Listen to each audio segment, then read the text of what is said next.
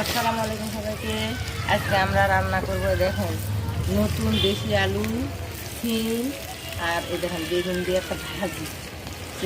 মাটির চুলের কি সুন্দর হয় ভাজি। এবার প্রথমে আমি পেঁয়াজ, কাঁচামরিচ আর রসুন দিয়ে নিলাম তেলের উপরে। এটা ভাজা ভাজা হয়ে আসলো।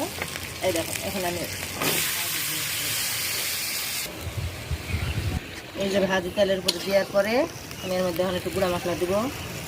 মরিচের গুঁড়া সামান্য পরিমাণ, হলুদের গুঁড়ো, ধনিয়ার গুঁড়া, জিরার গুঁড়া আর অল্প লবণ পরিমাণ মতন দিয়ে নাড়ায় অল্প পরিমাণে একটু পানি দিয়ে সিদ্ধ করতে দিব।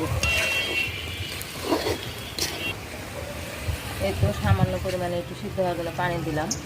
অনেকেই এই ভাজিটা তাহলে তেলে দেয় সিদ্ধ করার পর। আমি একবারে সহজভাবে একবারে তেলের করি, তাড়াতাড়ি সিদ্ধ।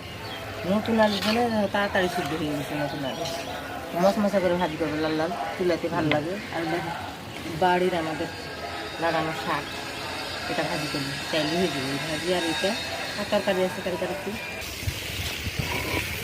এই যে দেখো ভাজি আমাদের লাল লাল হয়ে আসছে, প্রায় হয়ে আসছে ভাজি।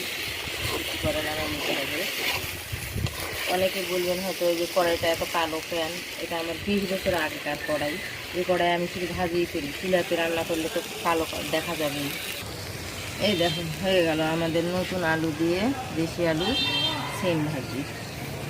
দেখো হয়ে গেল আমাদের মজাদার সিম আলু ভাজি। দেখো কি সুন্দর হয়েছে না?